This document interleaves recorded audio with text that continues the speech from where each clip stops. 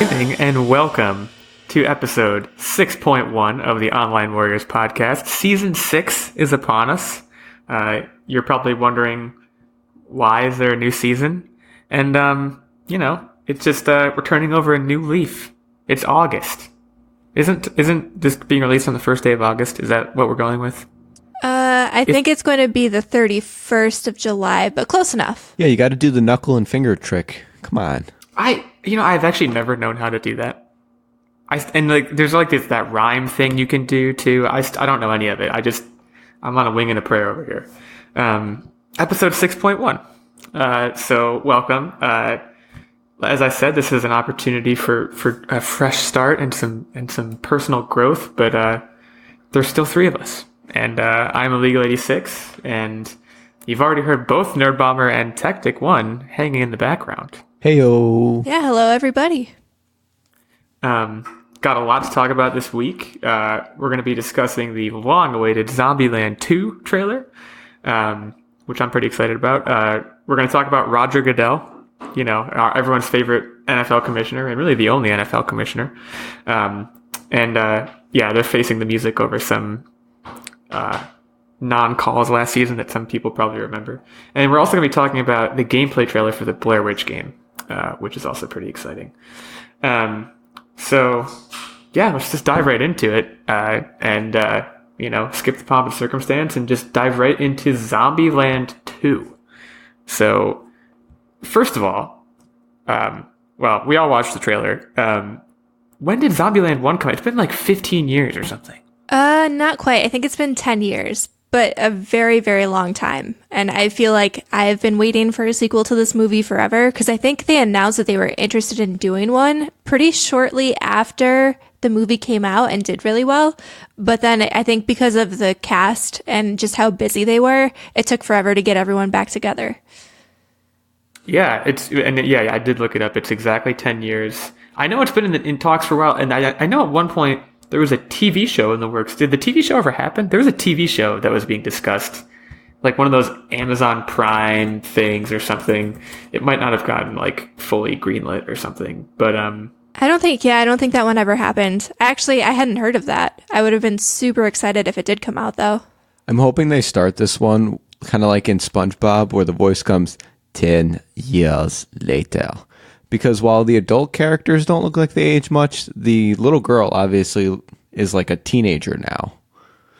Yeah, I forgot what site it was. It might have been IGN, but they did a cast comparison between then and now. And for the most part, they all aged really well. And then Abigail Breslin just grew up like kids do. We have some new faces as well. A couple people. Luke Wilson, Rosario Dawson. The one that I was most excited about was Thomas Middleditch. I like Thomas Middleditch a lot. Even though I don't watch, Silicon Valley is the thing that he's super famous for, I think, but I don't watch that. I just like him when I see him. I love how awkward he is. I'm really surprised you haven't seen Silicon Valley. I've been told that it's for me. I just, it's one of those, I don't know. I plead guilty to that. I haven't gotten around to it. But, it seems like he's essentially playing the Bizarro World version of Columbus, and then Luke Wilson is playing the Bizarro World version of Tallahassee. So it seems like it's a pretty good concept. There's a lot going on here. So they're at the White House at one point. The thing that makes me sad is my favorite part of Zombieland 1 was the Bill Murray part, and they can't do the Bill Murray part again, right? Because they killed him. So they can't bring Bill Murray back. Yeah, but you don't know what other cameos might happen. I would not be shocked if they have some kind of presidential cameo somehow. I mean, who was in office? I'm trying to think. 10 years ago, was that Bush? Oh my God! What if they got Obama? Actually, yeah, Obama wouldn't make any sense. Or was it Obama? Man, where does time go? I feel like I have no sense of time. In 2000, Obama got elected in 2008. Maybe they got Obama. Oh my God! That would got be me so excited for something that might not happen. Because I was just going through my mind, and I wanted to ask you guys, okay, they can't use Bill Murray again. Who is a zombie? What's a zombie cameo that would be as funny and as well received as the Bill Murray cameo? Because, I don't know. My first thought is Steve Buscemi. Well, my celebrity cameo that comes to mind, just without even thinking about it, honestly, Britney Spears. Britney that'd be good too. Spears. Where did you pull that one out of? At the time, she was really famous, right? Like around that time. Well, she's been famous since the 90s on. She just hasn't really had a downfall. Even when she was doing the whole shaving the head thing, people loved her still. I'm trying to think who was super popular 10 years ago besides Britney Spears. 2009. So I would have been, let's back this out. I would have been a high school junior. I mean, probably like Justin Timberlake was probably really big around that time too. Oh, way to take my Disney stars. I mean, it's true. Justin and Britney, they go hand in hand. Speaking of Justins, I bet Justin Bieber was really popular around that time. No, I would not like him as a cameo. Get out of here. I'm not saying I'd like him as a cameo. I'm saying if you're asking who was popular at that time, I feel like it had to be Justin Bieber. That might have been like right when he hit the scene. You know? Yeah, but fun cameo. Steve Buscemi, is that your final answer? I think Steve Buscemi would be funny just because he already looks like a zombie, like as a person. So they'd be like, is this a zombie or just Steve Buscemi? There's way better, more fun Steve Carell. Steve Carell would be good. Or that was also about the time when Avengers started getting really big. Pick your Avenger. That would be fun. Yeah, Iron Man came out in 2008. So... Robert Downey Jr. That would be a lot of fun. I got it. Nope. You're forgetting the main one. Not Morgan Freeman. Samuel L. Jackson? Samuel L. Jackson, yes. I feel like that might have been a little racist what just happened. But no, I think Robert Downey Jr. would be it's too raw. We're still too raw there. Like I can't see a dead Robert Downey Jr. I'm not. All the more reason why we should do it. I mean, that is kind of the sense of humor of the Zombieland writers, I would imagine. But these are all some really good ideas, I think. I think the Obama idea is the best idea still. But I think even if they don't get him, I think they could get like somebody just played Obama in something. And I can't remember what movie it was. Was it Peele? I don't remember. Yeah, Jordan Peele has done it in a few things. Jay Farrow does a really good impression as well. No, but picture Samuel L. Jackson going around throwing the MFs like he does. Oh, killing zombies would be a riot. Get these mother effing zombies off this mother effing truck. I was going to say plane, but there's no planes. The point here is that, like, when you think about it, I mean, we've been talking about this for like 5 minutes and just like spitballing ideas, basically.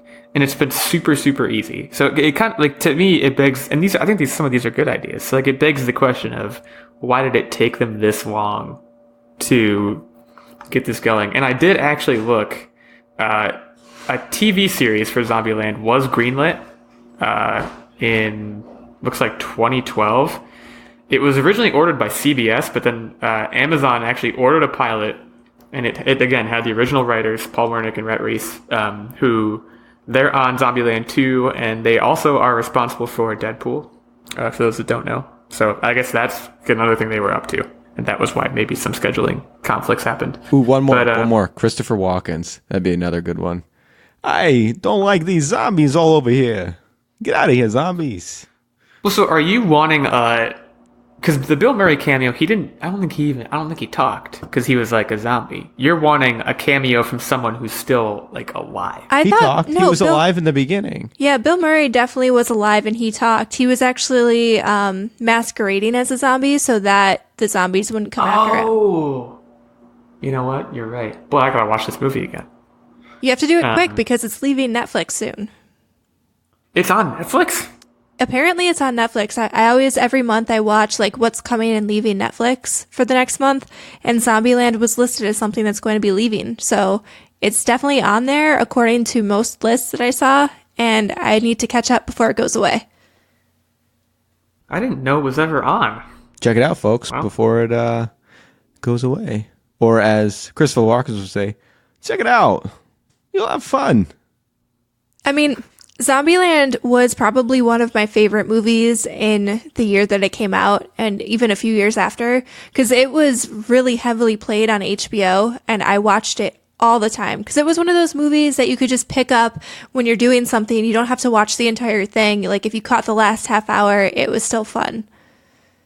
I wouldn't like. I don't think I would consider myself like a super fan. Like I think I've only seen it the one time, and it was good, but like I don't think I've found a reason to watch it since then. I remember the big jokes, like the Bill Murray scene and like the Twinkies, and they're like in his house, like making like a pillow fort and stuff. But yeah, there's two major things I'm hoping for. Well, three major. Obviously, we're all looking for some kind of cameo. The other one is I really enjoyed the lessons that they always showed, like the double tap and all the other stuff. The rules. Yeah. That I found was fantastic. And in the trailer, we did see that he was teaching rules to that other girl. I forget her name. She was pretty much like I would call her Bubblegum. The new one who showed up. Yeah, I don't know if we know her name. Let's call her Bubblegum because she's fun and pink and bubbly. I don't know. We're going to call her Bubblegum for now.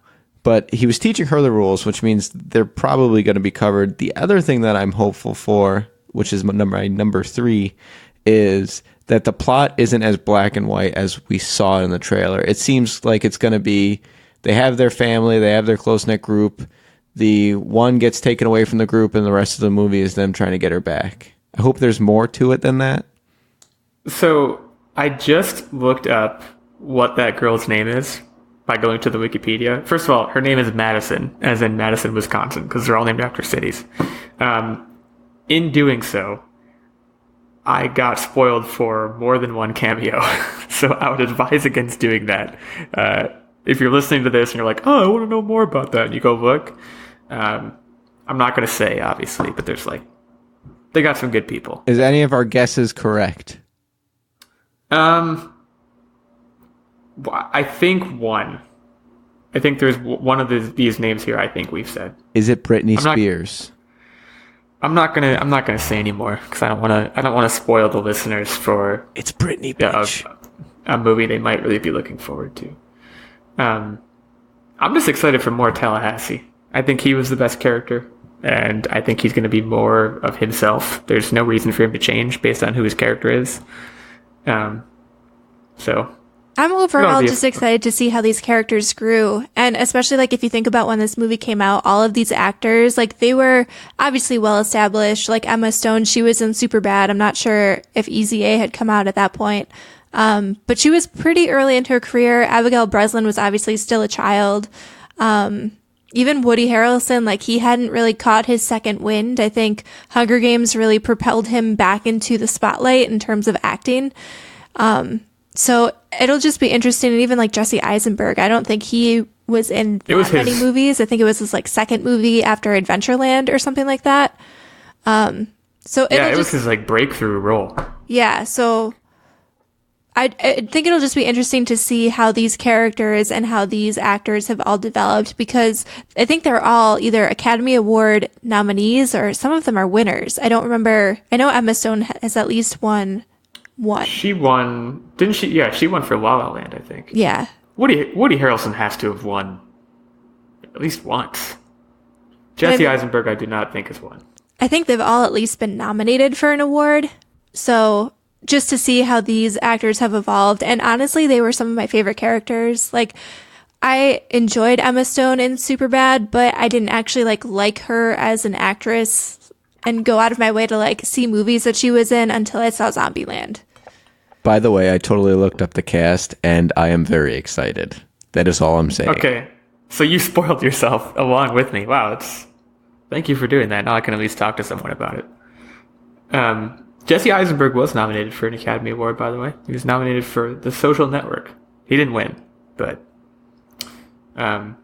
yeah, should be very exciting. Zombieland 2.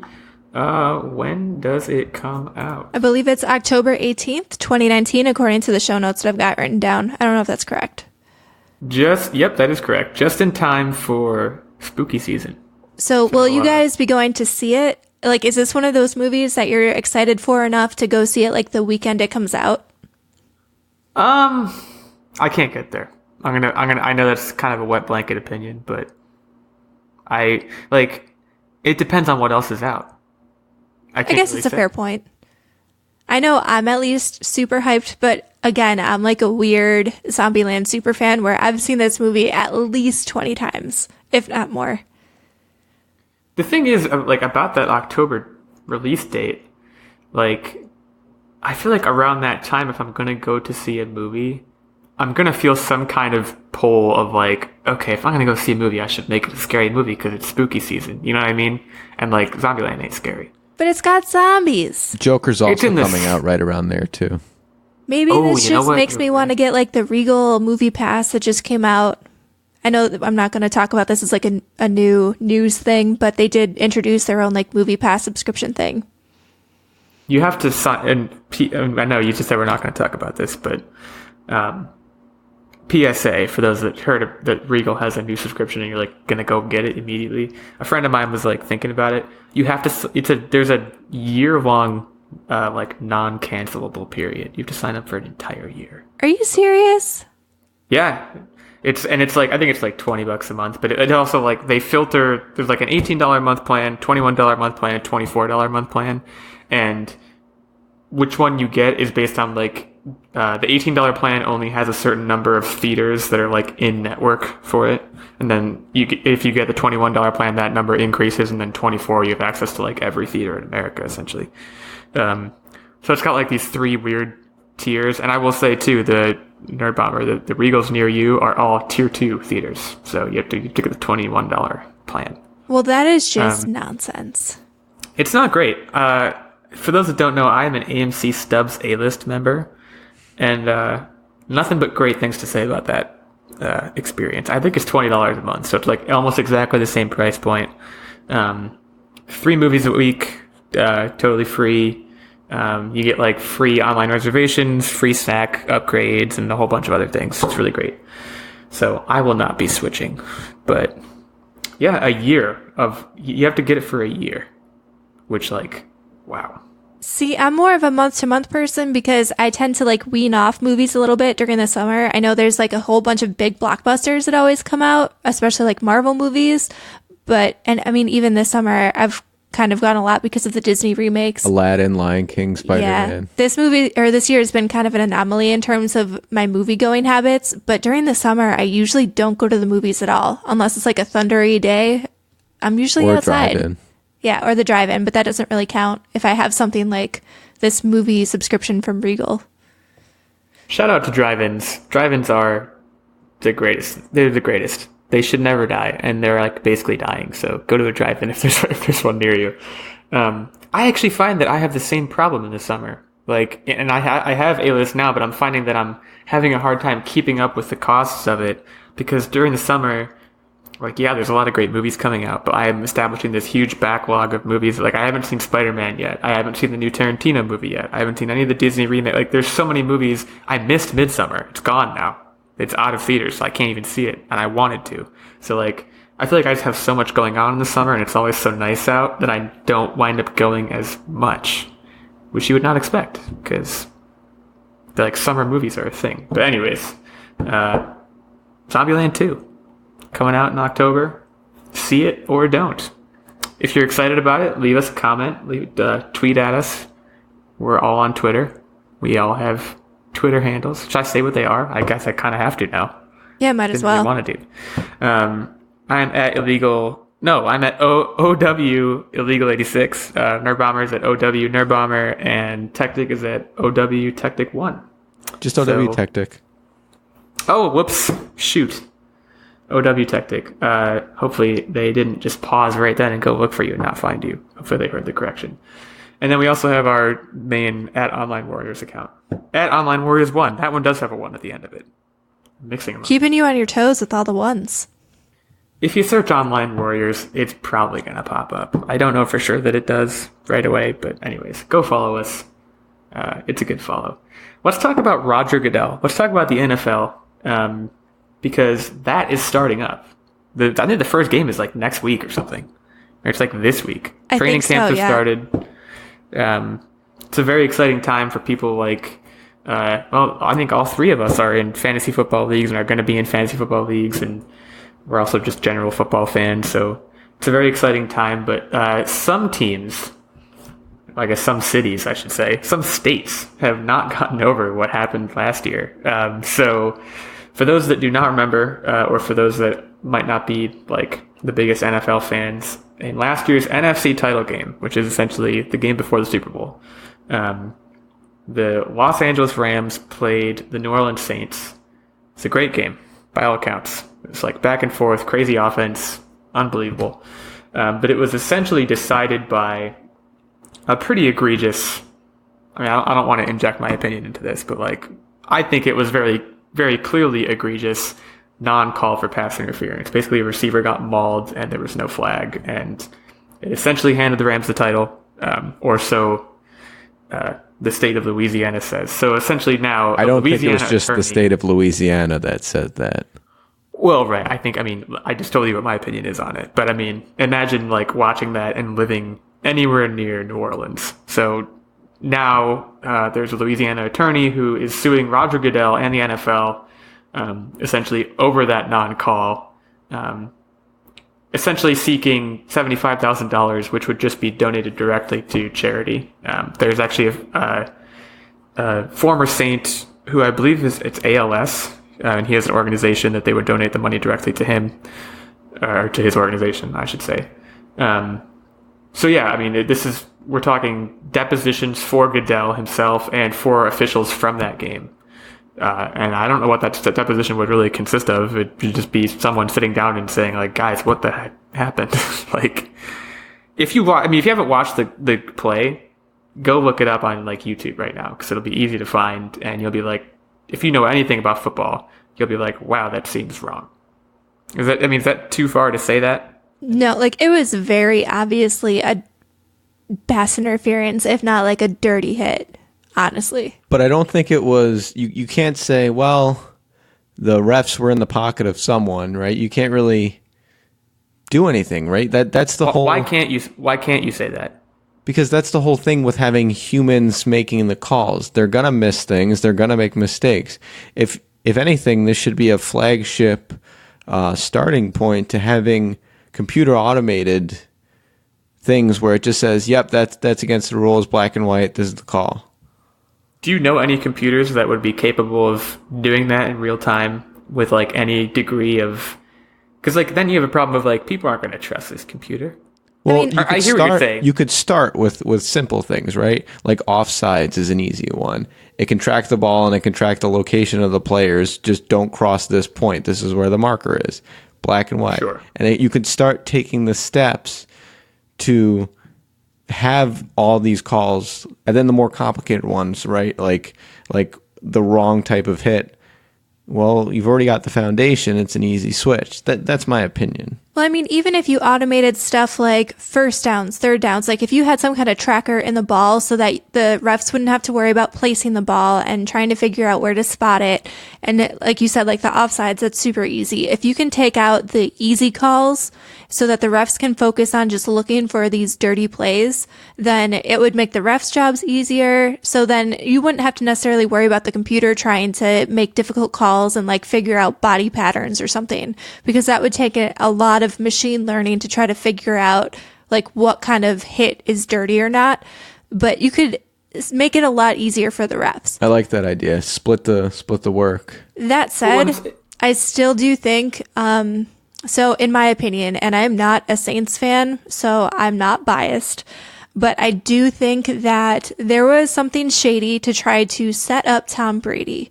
And I didn't mean to rhyme, but Shady it worked. Brady. Shady Brady. Hashtag Shady Brady. It didn't work. No, but... It didn't work. It never works with Tom Brady. It's just, I don't know. I feel like they were trying to actively set him up this season, and... I mean, I could see this. So a few comments on basically everything you guys all just said. I totally agree that, and like I want to make it clear, I don't want to like dogpile on NFL referees. They have like the hardest job in the world. Like people hate them. I hate them when they make calls I don't agree with, and I'm watching my team play. It's just part of watching a sport. But like, do you guys remember? I think it was like 2014 or like back when they had the refs were on strike and they had to get replacement refs, and it was chaos out there. Oh, yeah. And like it gave you perspective on like, wow, the refs that we have and like the refs that are deemed good enough to call the games are really, really good at their jobs. And yeah, they miss things. And like you said, I think it would be great if their jobs could be made easier by not having to worry about trivial things like, where does the ball go? One more question. Another thing. Do you think refs, so you have the camera flying across the field all the time, you can get all these points of view. Do refs even need to be on the field? One of my biggest bones to pick with hockey, for example, is how many times has a puck bounced luckily off of a referee's skate, and then the team that you don't want to win gets a beautiful shot set up for them? I think refs need to be on the field. I hear what you're saying. I think in football it's a lot less common that the refs like physically influence a play. Yeah, I don't think that's really common. I think it would be interesting if you had another ref, though, to your point, up in the stand somewhere or the press box. Yeah. Because looking down, you see so much more of the game. And this is a reason why, I love getting 100 level seats for our local team. But there is something to be said about sitting in the nosebleeds. You can literally... you see the entire field and you can watch plays set up. You can see what's going to happen. You can see all the dirty plays that happen that if you're down in the 100s, you would totally miss because it's just a mess in front of you. And so I think if you had one ref at least up in the sky looking down, they might be able to catch some of the things that you wouldn't if you're standing on the field. Well, and what I was going to say next is and it's something I don't think you guys have mentioned yet, but it's come up I think every off season for the past few off seasons is replay penalty review. So if a coach sees a clear penalty and they have a challenge flag, a separate challenge flag from their current challenge flags that they can throw, it's an orange flag or something, and be like, "Hey man, that was a penalty. Take a look at that and tell me that wasn't a penalty." And then, like you said, you have a ref that's up in the booth. I agree. I love sitting in the nosebleeds. That's the best view of the game. And have a ref to say, okay, yeah, this coach is totally right. That was a penalty. Give him 15 yards. Give him whatever. The main argument against that is that it would slow down the game, which I personally could give a crap. I know it's a big concern. Right now, the games are already pretty slow. And my only issue with that is that more penalties typically are bad. And in this one case, and where people are getting injured and it's a very dirty hit, when you miss that kind of call, it's bad. But I can't tell you how many times I've been frustrated with a game because a huge play has just been made, crazy feats of athleticism on the part of both the quarterback and the receiver, and it's called back because of some stupid holding penalty that did not influence the play whatsoever. I mean, that kind of thing, I feel like if you start giving coaches the opportunity to look for things like that, you're going to slow down the game, you're going to ruin plays that don't need to be ruined. I think in terms of these big dirty hits, I feel like there needs to be some kind of penalty oversight. If someone's injured or if it's just a nasty looking hit, then you can throw the flag. But stuff like holding, I don't really want to see more of that because as it is, that's kind of ruining the game a little bit for me. Well, I think you have, I think if you give the coaches one of these flags per game, they're not going to blow it on saying check if that was holding. You might though. If there's an 80-yard pass downfield, you would throw the flag and hope for holding. I don't know. I hear you. There's the original idea. Just don't give the coaches the opportunity to call penalties. Just allow more eyes on the field, because if it truly is that they just didn't see the hit, right? And that's probably what they're going to come down to, right? Because they don't want to say, yeah, we were in the pocket of so-and-so. If it truly was they didn't see the hit, then the easy answer is they need more eyes or they need less job. Well, less tasks on the job. Tasks, thank you. It's not a silver bullet. I'm pretty sure, and I'd have to watch the clip back again, but I'm pretty sure if you look at the call in question that we're talking about, the Saints-Rams, there's a ref literally hands on his knees looking right at it. Right, but what's the first question? A few feet away. What's the first question that the audience asks when the ref doesn't see that?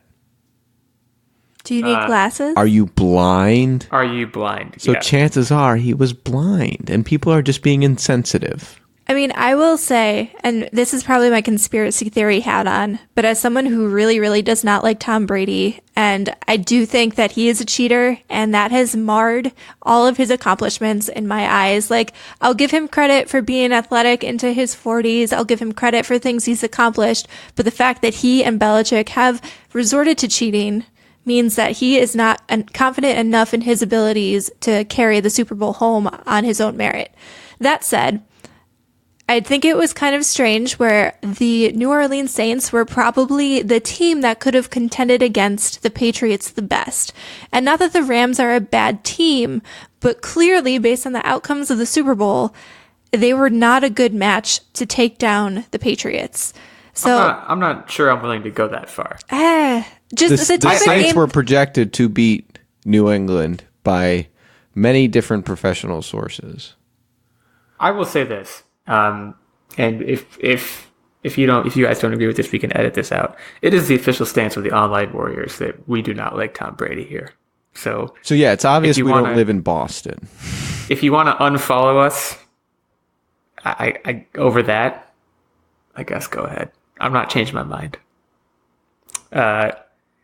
To get back to the crux of this, and another point I wanted to make. So this Louisiana attorney is trying to sue Goodell and I guess the NFL for $75,000, which another one of the first thoughts that goes through my head is, wow, for the NFL, $75,000 is like a drop in the bucket. Like, they do not care. Like, I'd be surprised if I wouldn't be surprised if like Goodell didn't even show up. I was like, yeah, just sue me for that. Fine, here. You know, like $75,000. Like, I'm sure this will be settled simply because the legal fees and having a lawyer show up to court and all that kind of stuff will probably be way more than the $75,000 that this guy is asking for. I think at the end of the day, and he probably knows it too, it's a way for this attorney to get his name out there. It's a way for this attorney to basically have an easy win, give back to charity, have a nice little good feel-good story for Louisiana.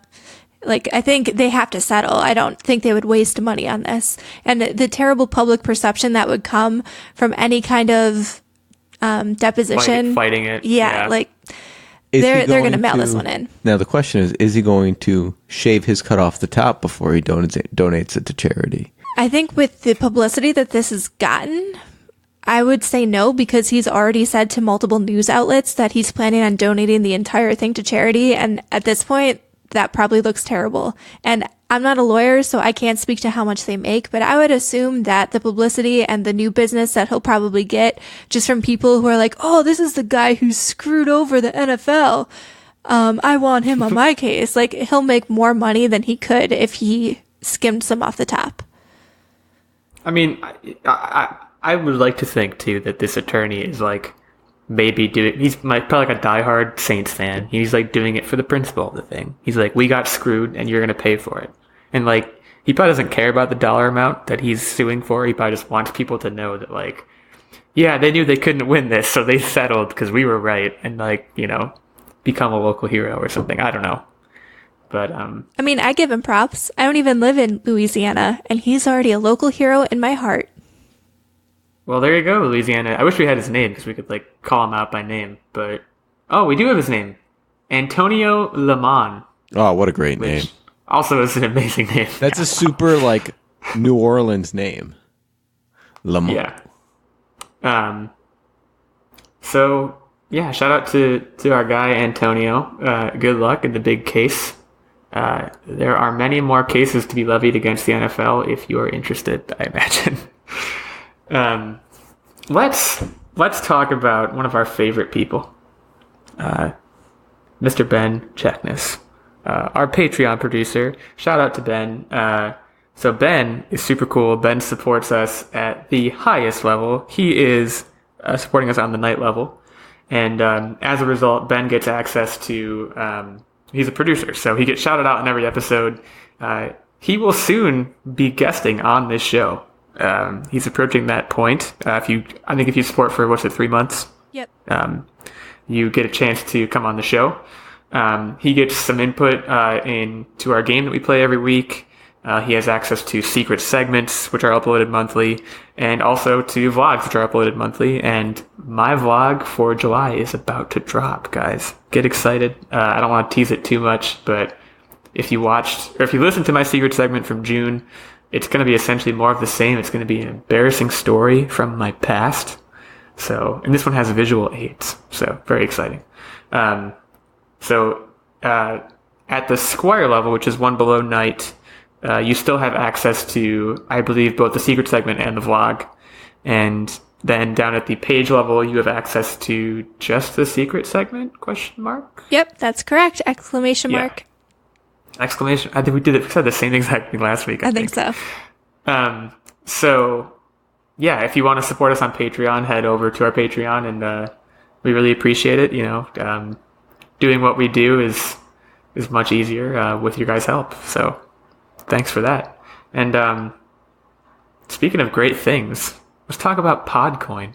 Yeah, so Podcoin is a fun new podcast listening app, and you can get that on both iPhone and Android. It's in the app stores. And basically, you download it, you can listen to any podcast, including the very cool OnlineWarriors podcast, and you actually get Podcoin for every minute of podcast that you listen to. And then you get to use that Podcoin for gift cards, you can donate it to charity, whatever you want to do. I'm Midnight Agent Raw. And I'm Okame. We are the Super Media Bros Podcast. Each week, we give a comedically informative take on movies, Music, television, video games, and much more. Put your shades on and listen to all episodes on supermediabrospodcast.com, Apple Podcasts, Spotify, or wherever you listen to your podcasts. Yeah, Shades on. we're off. All right. Thank you guys for that nice little ad segment. Go check them out. And let's check out the Blair Witch game trailer, guys. Essentially, a gameplay trailer dropped just a couple of days ago, I think, for a new Blair Witch video game. So it's a first-person horror game that purportedly is based off the movie. I will say right now, I have never seen the movie. Have you guys seen the movie? I have seen the movie, and it looks nothing like the game to me. Yeah, we watched the movie. So I didn't see it when it first came out, but I think we watched it probably like 3 or 4 years ago. It was on either Amazon Prime or Netflix or something like that. And I will say I was expecting to be scared a lot more than I was. And like, is it good? Like, I feel like there's a huge stigma surrounding the movie that like people just make fun of it all the time. Well, here's the thing. It was the first like it, okay? After that, they had Encounters of the Fourth Kind came out, and a bunch of other movies where it was like the perspective of... like found footage? Yeah, like Paranormal Activity. Yeah. But I mean, if you think about... The Blair Witch was the first that had its marketing campaign, because when the movie came out too, I believe people actually thought that it was an actual film footage found in the woods somewhere. Like the way they like marketed it, because it was like early internet when it came out, and so they were like, even the website was like, oh, this is like mysterious, this is some like footage that we found in the woods, this is totally real, and people believed it because I mean it was the 90s. So people believe anything in the 90s. Well, it was the first of its kind, and people were more gullible, I guess. I don't know. It just hadn't been done before. Like, if you saw something like that now, like, we're on Paranormal Activity 15,000, and it's not a unique type of movie. But at the time, it was. And so if you go in with that lens, and, like, you thought it was real, heck yeah, it's scary. But now, like, being kind of numb to all of that kind of stuff, because you have the Cloverfields, because of all of the Paranormal Activities, it was just kind of like, it wasn't that scary. So yeah, comparing it to Paranormal Activity, that's a fantastic example. Paranormal Activity has like the first person camera footage nonsense, but they also show you like ghosty things. Whereas they like put it in a room and just like watch ghosts mess with people. Whereas Paranormal Activity is scary. That movie is really scary. In the Blair Witch Project, it has a person looking at the camera. Did you hear that? What was that? And that's it. And they never, ever, ever show anything. Yeah, so spoilers if you guys haven't seen the movie, but like, shame on you because it's old, including you, Illeagle. Like, you should go watch it. I'm ashamed. It's one of those movies where they relied a lot on suspense, and it was more atmospheric. There were no really jump scares. They kind of built to try to like convince you that a jump scare would be coming. And that was what kind of got me, because I spent most of the movie like clutching onto a blanket with like one hand over my eyes, peeking through my fingers, and then nothing really happened. Like there was some stuff that goes down towards the end because obviously it's like found footage. So obviously something has to happen for it to be found footage. It's like everybody dies kind of thing. I mean, sorry, spoilers. Disappears. Disappears. But like you still don't really even see what's happening. Right. You have it's left to your like imagination, I guess. Right. All I know is you're looking up the girl's nose the whole time. That's like what I always hear about it is like she's got the camera pointed at her face and her nose is like running grossly. And you're there, she's like in the dark woods. I don't know. I'll have to watch it, I guess. So the game, it was first announced at E3 this year. I don't think we talked about it on the E3 episode. I think it got cut for time. But this is the first gameplay footage we're seeing. It's from I'm going to try to say this name without laughing. The Bloober team, which is a great name for game devs. They're the creators behind Observer and Layers of Fear. And like I said, first person. Supposedly, it studies your response to fear and stress as things happen to you in the game, and it tailors that to you, which is kind of like Until Dawn did something similar to that. They would like have like these psychiatrist sessions where they would ask you what you were most scared of, and then they'd put those things in the game, which I think is cool. And this Layers of Fear did something similar also. Not that I've played it, but I've heard. Yeah, and like Until Dawn's way of doing it was a little clunky, but it sounds like this is going to do something a little bit more immersive. If I play that game, they're going to be like, what are you most afraid of? I'm going to be like, puppies, not dogs, puppies. Furry, cute puppies. Frighten me. That's what Speaking of puppies, your like best friend in this game, like based on the gameplay trailer, you're this guy in the woods, you have found like a tape, and you're like doing research for something, blah, blah, blah. You see like a bunch of like witch sculptures, but then you have like a German Shepherd. Well, I think you're supposed to be a police officer. I'm trying to recall back from the E3 trailer, but I believe like a boy has gone missing in the woods. So you're there with your dog trying to find him. And I will say, if something happens to the dog, forget what happens to my human character. If the dog gets hurt, I'm going to riot. So beware. Well, that's a good pooch. I mean, he's such a good boy. A lot of the gameplay, well, not a lot of it, but like they show in the trailer, some of it is like you can like tell the dog like, I think the dog's name is Sam, but I might be conflating it with I Am Legend. But like you can like point the dog at like a location and be like, "Hey, Pooch, like dig here and like find like some like bones or like maybe he'll find something there." So like it seems like it's going to be a pretty important gameplay mechanic. Other than that, it's just like first person. You're like walking through like abandoned like shacks and like scary things are happening to you. It looks good. It reminded me a lot of, I don't know if you ever played this. Why can't I think of the name now? I was about to say Dead Space. Not Dead Space. It was the game where you're walking around and you've got the flashlight and it was super scary. Outlast. I was going to say, not Max Payne. Alan Wake. Do you play Alan Wake? I have not played Alan Wake, but I've heard it's great and I have it. I just haven't played it. You're walking around with a flashlight, so I don't think it's first person. I think it's like weird third person. I love horror games. Like Dead Space is one of my favorite games ever. BioShock has horror elements. I really enjoyed that. So like I'm looking forward to this. Is potentially high on my priorities list. You are not a horror games person. I'm not a horror game person, but I might try to play this. So the interesting thing, so now that I have Game Pass on Xbox, and this one is an Xbox and PC exclusive. Oh crap! Really, I didn't read that. Damn. Sucker. So I got hosed on that. You'll just have to come visit us and play. But I'm assuming that since it's an Xbox exclusive, it'll be on Game Pass because I think they said that almost every Xbox exclusive will debut on Game Pass. So maybe I'll be able to give it a try for a little bit and see if I can like get not pee my pants. Techtic might have to play this one and then I can just watch. Because I can do that. I can watch. But playing it myself, I just end up like going really slowly and it takes me forever. Yeah, I'm not an exclusive horror game player. I'm a here, play this, I can't do it horror game player. Well then, yeah, it's like, but then that's fun because it's like a let's play, but the person's in your house and you're just watching them play it. Exactly. And horror games are like, that's like the best secondhand gaming experience. Yeah, when you're talking about a horror game, you never want to have a sentence say, the person's in your house.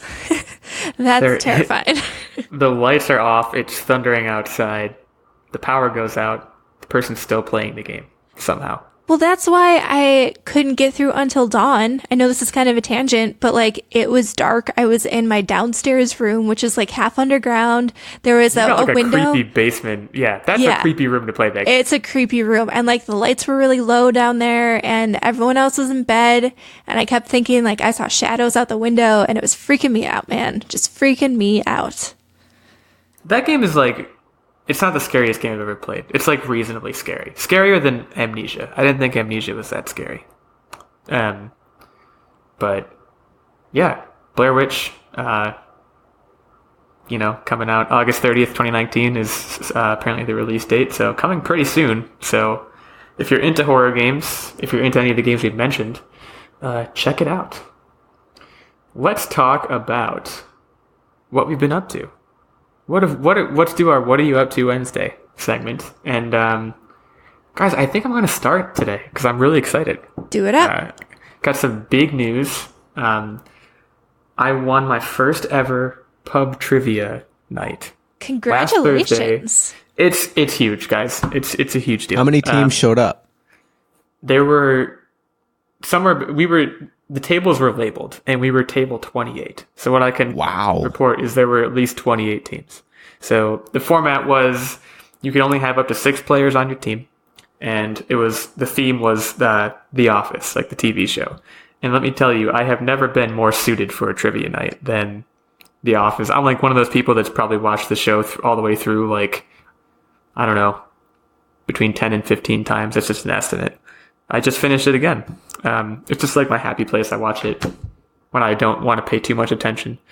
So that was fun. That was a fun experience. I do pub trivia like semi-often, so it was fun to finally win one. It was my first time I ever won. So what kind of appetizer are you going to get with your winnings, assuming that you have to spend that money at the pub? So it was actually, I don't even know if they serve food at this place. It's a relatively new bar that like it's like one of those like they give you a card and there's taps just on the wall and you go up. It's like self-serve. So they have like a bunch of different beers and like they do have a bar where they can make you cocktails too. And we won $50. So trivia question. 6 of us are going to go back and yeah, go ahead. Beats Battlestar Galactica and what? Bears. That's an easy question, man. I could regale you with like how hard some of the questions were, but I'm not going to do that because I don't want to seem like that big of a nerd, even though this is like a very nerd-oriented podcast. What was the hardest question you got? I mean, do you really want to know? It's a extremely deep cut. It can't be after Jim and Pam get married. It is not. It's like season 2. Okay, good. So do you remember the episode when all the employees like bring their kids to the office? Oh yeah, I do. In that episode, Dwight reads the kids a book, and he reads a specific story from that book, and you have to say what the name of the story was. The book is called Struwelpeter. It's like a German fairy tale book. Was it Hansel and Gretel? No.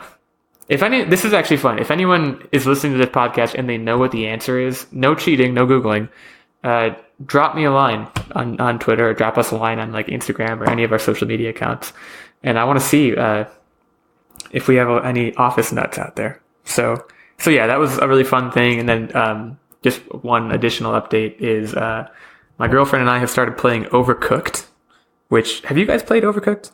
We played it a little bit, but then I forgot what happened. We dropped it and never went back to it. We are loving Overcooked. It's like, we've talked about how much we love couch co-op on this show. It is like couch co-op at its absolute finest. It's like, it's kind of a bit of a stress-inducing game because the whole point is like you're like chefs in a kitchen and you have to like get a bunch of orders out. I think like, I got too sweaty. I think that might have been It gets pretty, I mean, we're already moving pretty rapidly through the game. We just got it this weekend and like it gets pretty intense. But we're really enjoying that. So I just wanted to kind of shout out to Overcooked and well, swing it on over to Techtic. What do you got for us? So we have been playing Marvel Ultimate Alliance 3 on the Nintendo Switch, and it is so far fantastic. The gameplay is good. I have only 2 complaints that I seem to be totally aligned with the general population. The first complaint is the camera tracking is not great. When you're trying to play couch co-op, it's always surrounding the first player. I'd rather it was kind of more of a static camera view and zoomed out a little bit so that you can see and you're not like trying to stay within this box around player one.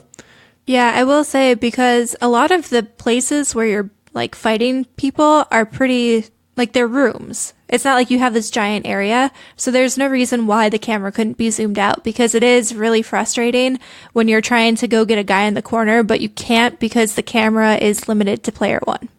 That said, we haven't messed around with the settings, so it might get better, but as is stock condition, not a fan. The second thing is you have a bunch of different characters you can play as, which is really, really exciting. And you can unlock different costumes for all the players. So, as you know from the comic lore, there's tons of different appearances that every character has. The problem is, as I began to do my research and got really, really excited when I found out that Venom is a playable character, is that they didn't try very hard as far as the alternate skin goes. So base Venom is standard black with the white spider on his chest. Alternate costume Venom is purple with a spider on his chest. They didn't do the anti-Venom or even like maybe a Carnage skin. They could have done a lot with that, and they didn't. And then the same option goes across all of the characters. It's not so much a different skin as it is just a palette change. And that just seemed lazy to me. Yeah, it doesn't seem great.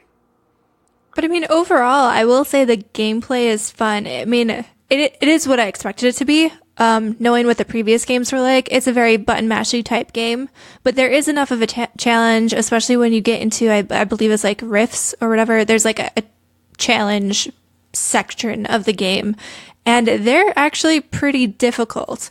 And it's definitely leaving me wondering about different techniques. It makes you want to build different teams, because even if you're around the same level that they suggest, it's still pretty difficult to beat all of the objectives that they give you. It's a grind. But it's fun. Like, with the camera complaints and the stuff like that aside, I'm still having a lot of fun with the game. Duly noted. I've never played any... The most button mashy games I've played have been like Spider-Man and Batman, which like really aren't. Like, the combat's kind of button mashy, but not really. So I can't say I've dabbled too much in that arena. And I guess Mortal Kombat I played like once or twice, but I was really bad at that. So, Nerdbomber, what do you have for us? So I have been reading a book called Street Freaks by Terry Brooks, and he wrote the Shannara, I don't know if I'm pronouncing that right, series. It's a pretty well-known fantasy series. And the book is basically about this kid. His father works at a bioengineering company in the very far technological future. And he gets a message from his father basically saying, like, people are after us. You have to run, go to this place in this like grimy neighborhood of LA and find a place called Street Freaks. Yeah. And then from there, it basically turns into like a sci-fi futuristic thriller thing where there are kids like him who are tweaked.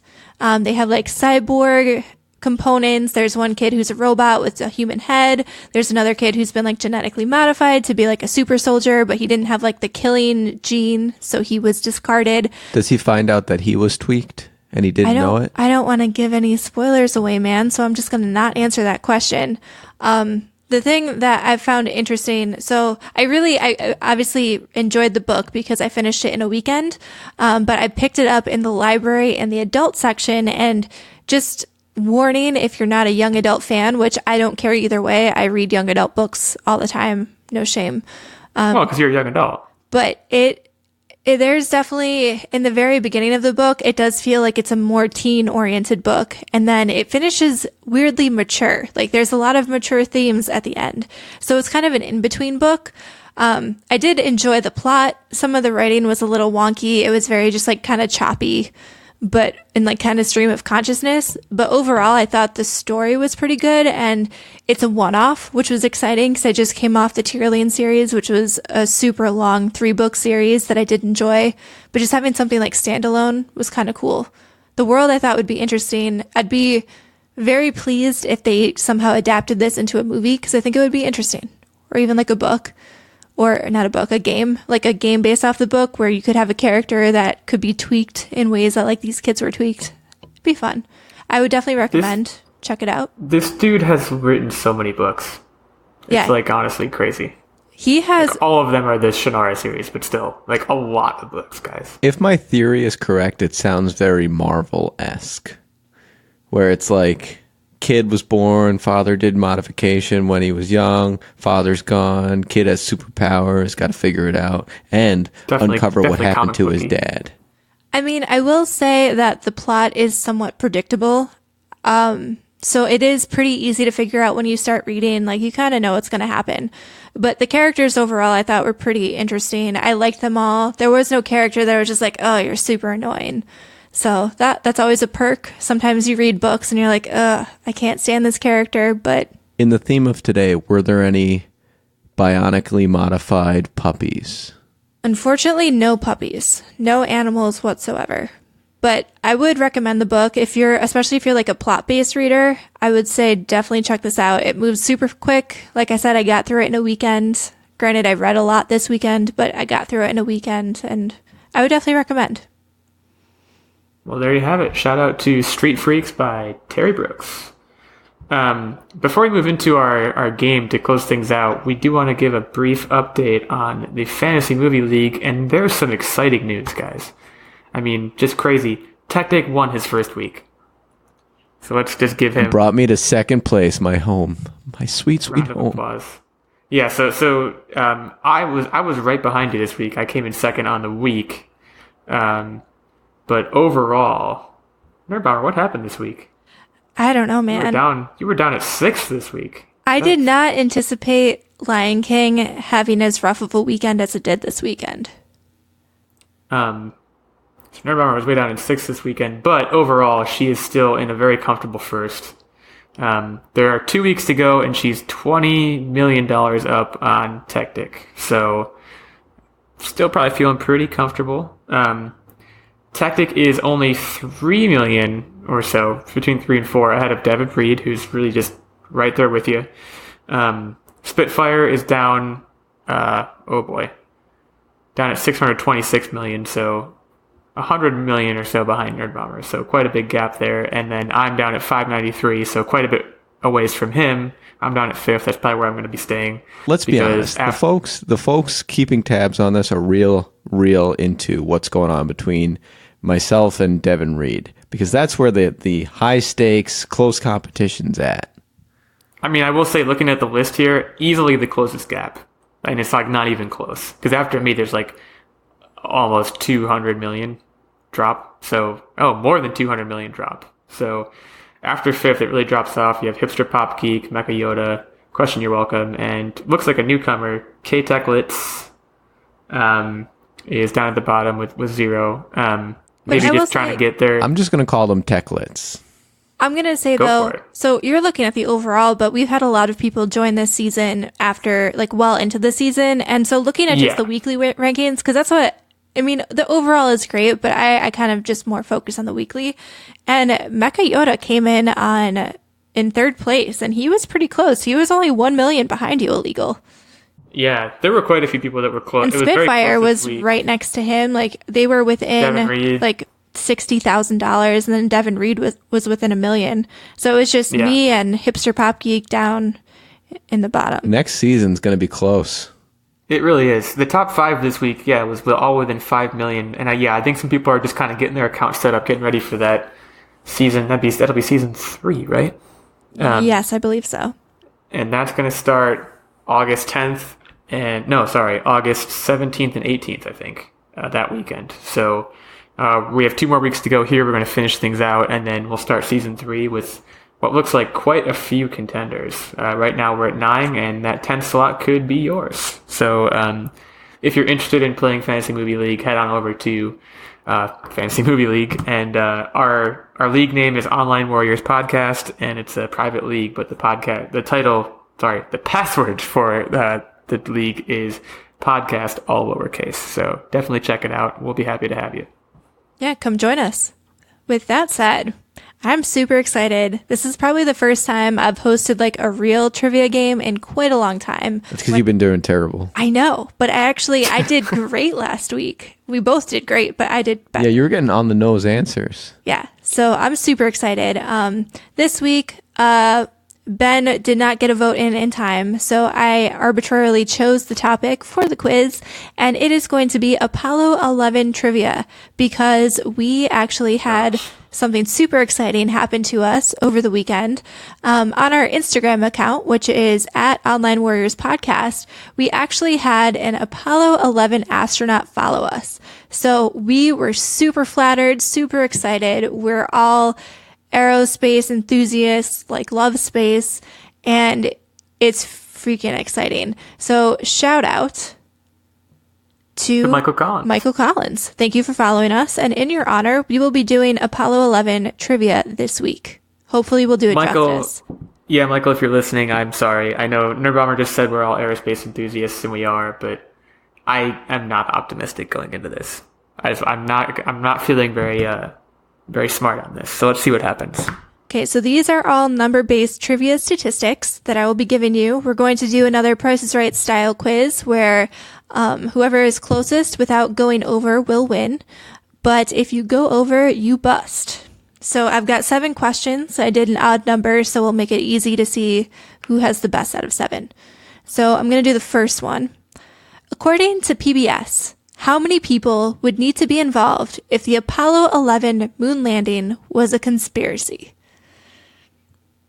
Oh my gosh, this is an amazing question. Techtic, do you want to go first or do you want me to go? I'm going to go ahead and go first. Okay. Yeah. I'm going to say 57 people. Okay. Illeagle, what do you it's have? Higher. I'm going to say 58 because it's higher than that. Okay, Way higher so than that. by default, Illeagle wins because it's 400,000. And again, that is just PBS's estimate, but I just want to emphasize, and again, if you believe that the moon landing did not happen, I don't know what to tell you, but our official stance at the Online Warriors podcast is that it was a real thing that happened. So 400,000 people would have needed to be involved in pulling off a conspiracy of that size. Hey, So, by the way, you're a Techtic, terrible you have person, Illegal. 58? Seriously? Well, okay, dude. Okay, I'm just preying on. Okay, you really got 57. I mean, it's you would need to get all of NASA. Do you think NASA only has 57 people working for it? You had margin on that one. You weren't even confident, Mr. 58. Honestly, I'll be honest. I'm keeping the point, but I'm gonna like open, to explain my strategy. I was going to go with 1 million, but then I was like, I could be over, and that would be really dumb. So I went with the smart strategy. Sue me. You can do the same thing to me on the next question. What? No, I'm going to sue you. I know a guy. His name's Antonio. Antonio Lemon. He's not available currently. yeah, he's busy suing the NFL. So with that, the next question, question 2. When Apollo 11 landed on the moon, how much fuel, in terms of time, did the craft have left? When it landed on the moon. When it landed on the moon. Well, they would have needed to have some time to get back to the thing. How much time did it? In terms of time, I'm going to say 28 minutes. All right, Techtic, what do you have? I'm going to say 29 minutes. You jerk. Smart man. Hey, you know what? That's smart. Okay, so that wasn't so smart because you both went over. They had 25 seconds left of fuel. Wait, how did they get off the? Yeah, you have Planet. to achieve escape velocity. It's not a planet. So I think that how did was... they get off the moon? Was it a set? Oh, you know what it was? It was probably they probably have a separate thrust system to get off. So like that was like liquid fuel for landing, and they probably had a solid state rocket to get in the atmosphere of the moon, out of the moon, you know? And then there was an orbiting craft around the moon that picked it up. Either way, we're both wrong. Yep. All right. Fair enough. So the next question, since you both busted, was... So now we might tie. Yeah, that is a possibility. But these questions, they vary, so we'll see. How much did the flag that the astronauts planted on the moon cost in U.S. dollars? In what year? What was it, 50 years 1969. ago? Yeah. So let's call it. I'm gonna go $2,000. I don't think it's that much. I hope it's not that much. I'm gonna say $50. All right. Inflation, man. You both busted again Dang it! What the crap? They I should have got said it. $1. for $5.50 at Sears. Way to go, Sears. Very What a high trick quality question. flag. So, Okay, so now we might not tie. We suck at this.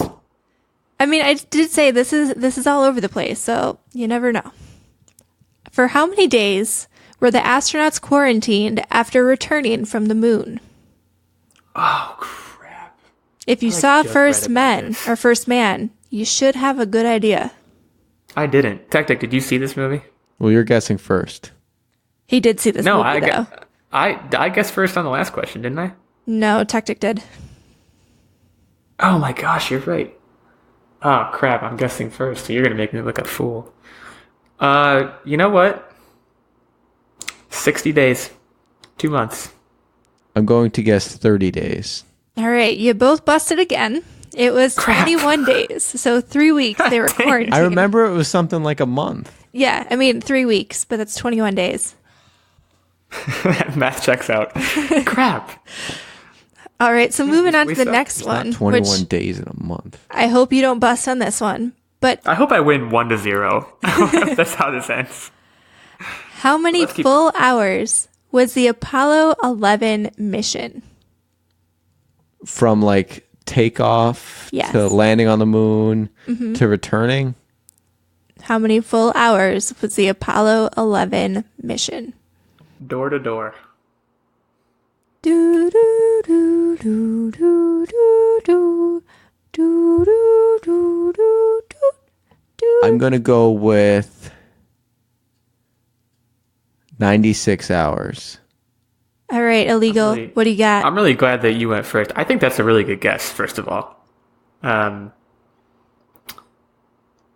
am going to say it was shorter. I'm gonna say 48. I'm gonna cut it in half. All right, so you should have scooped him like you did the last time. Techtic gets this point. It was 195 hours and 18 minutes. Oh my God, we're tied. Stressful times. Yeah. How many questions are left? There's 2 more questions. You could still tie. That is a possibility. But somehow I don't think that's going to happen with you guys busting You mean left being and right. really, really good at this game. Well, we're tied now, so if we bust on both questions, then we tie. It's neck and neck. All right, so the next question is how long did the astronauts spend walking on the moon in full hours? Oh yeah, I go first. Boy, you should be able to use the last answer and like get a reasonable estimate for this. I'm gonna say the same. No, that would be dumb. No, yeah, I'm gonna say the same answer I said last time. Say 48 hours. I'm gonna say for about a quarter of the entire mission, they were walking around out there. All right. I'm going to say 1 hour. Okay, so that's a little bit more reasonable. No, they were out there for 2 days. No, they were out there for 2 hours and 34 minutes, so Techtic gets this one. I just picked Oh, the no. lowest denomination. Why did I say 48? That is a really long time. Like, do you think they brought that much in, like, oxygen tanks on board? Yeah, they had to bring liquid oxygen, which is heavy. Well, plus we would. But it lasts a long footage. time because it is liquid. So All right, you know what? I don't want to talk about it. I'm going for the tie. All right, so this Bring it on. the final question. How many people watched the moon landing on television? Okay, Techtic guesses first, so that gives me a chance. 8 million people. All right, Illeagle. I'm not gonna guess 8 million and one because that's not in the spirit of the game. I think it's definitely higher than that. Although, how many people had televisions? I'm gonna double it. I'm gonna say 16 million. All right, so you were both very far off, but Illeagle does get this one by virtue of Price is Right rules. 600 million people were estimated to have watched the moon landing on television. I didn't think that many people had TVs. Well, it's in the world. Yeah, it was worldwide. So did we tie? You did tie, but I'm going to look up one last Let's do a tiebreaker. question. Michael Collins, Mr. Collins, I'm sorry, man. I feel like we're bringing shame upon our houses by not knowing anything about what you did. I apologize for that. We'll make it up to you on this tiebreaker question. Maybe.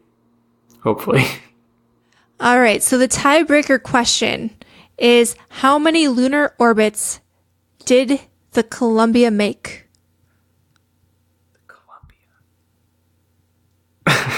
What's the Columbia? On its return to Earth.